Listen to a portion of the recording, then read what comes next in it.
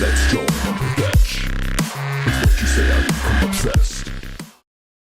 Yo, what's up guys, Impulse7 here, and today I'm bringing out a new video. In this video, I'm going to be going over details that I found in the Silver Eyes graphic novel.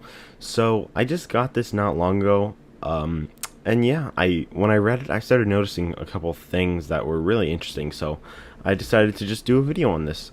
So, yeah, I might get the Twisted Ones graphic novel, I'm not sure when, but when the Fourth Closet graphic novel comes out, I'll probably get that too. And then, yeah, I'll do videos like these for those if I do find details in there. So, yeah. So, let's just get into it. Number 1. On the first page, we get a view of the arcade room. We also do get views like this on other pages, but just how early it shows us this. The first page. We get a view of the arcade room, and here we can see just the utter disrepair this restaurant is in now, and it reminds me a lot of how we see the restaurant in the FNAF 3 minigames, even further cementing that William likely got spring-locked in 1995. Number 2. Towards the beginning of the book, when Charlie first enters her house, her old house that is, in her bedroom we see a picture on the wall which seems to be of Chica's magic rainbow from FNAF World. What the hell is this doing here? Number 3. When we are first shown Carlton, John, and Jessica, they are all wearing the same colors as their childhood selves are shown wearing on the same page. But then when we look at Charlie, and she is wearing completely different clothes. This could be a reference to how Charlie at this point is the third robot. She's quite literally a different person now. This one I found actually really interesting, and I even decided to make a Reddit post on it. Number 4.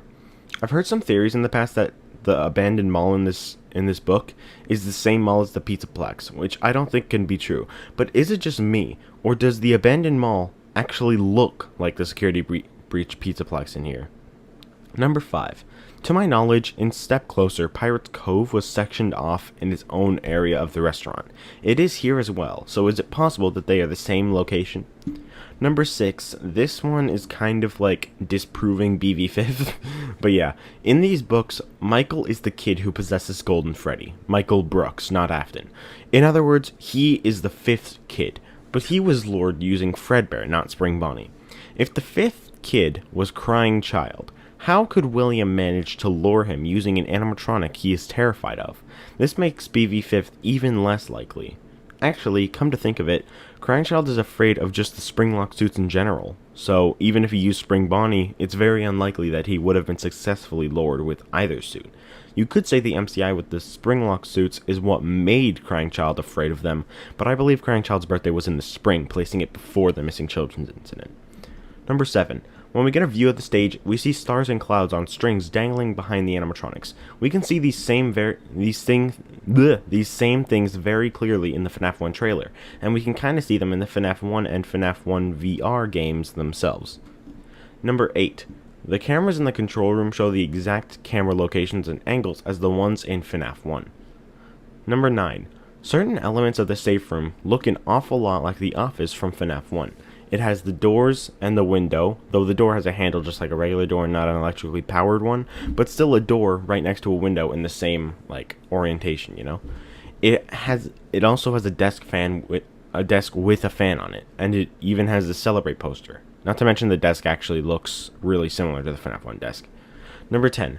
I've heard some people, Starlight, say Golden Freddy says, "It's me," and that means nothing. Saying "it's me," that means nothing. But in this book, Golden Freddy says "it's me" to Carlton because he knows him. This shows that in the games, Golden Freddy is saying "it's me" to Michael because he knows him.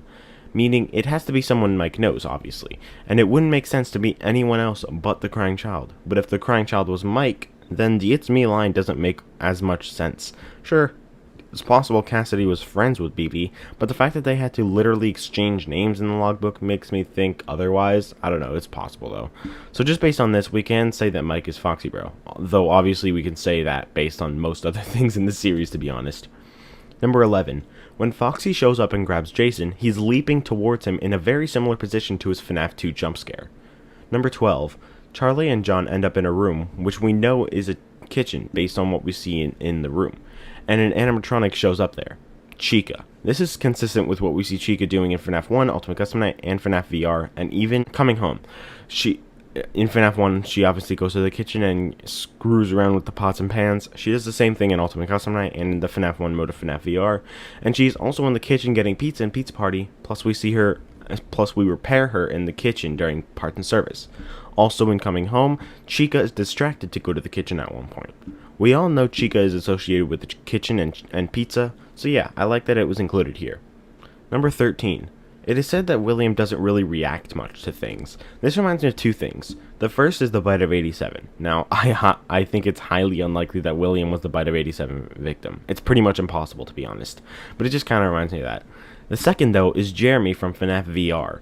Tape Girl tells us that Jeremy, and I quote, doesn't even jump anymore. Nothing scares him. This is obviously an effect from Glitchtrap, who is William Afton, and William Afton here has the same effect that Jeremy has in FNAF VR when possessed by William Afton. Coincidence? I think not. Number 14, this is the final detail. The Spring Bonnie suit shown in this book has a very similar design to Scraptrap. Is it possible that Springtrap in the games rebuilt himself or used this suit? Like after Springtrap burns, is it possible that he went to an old location and either changed into that suit or rebuilt himself using that suit? So yeah, those are all the details. This was kind of a shorter video, but yeah, I hope you guys enjoyed. If you did, please leave a like on the video, and if you like my other videos, please do consider subscribing. And yeah, I'll see you guys next video. Impo7 out, and peace.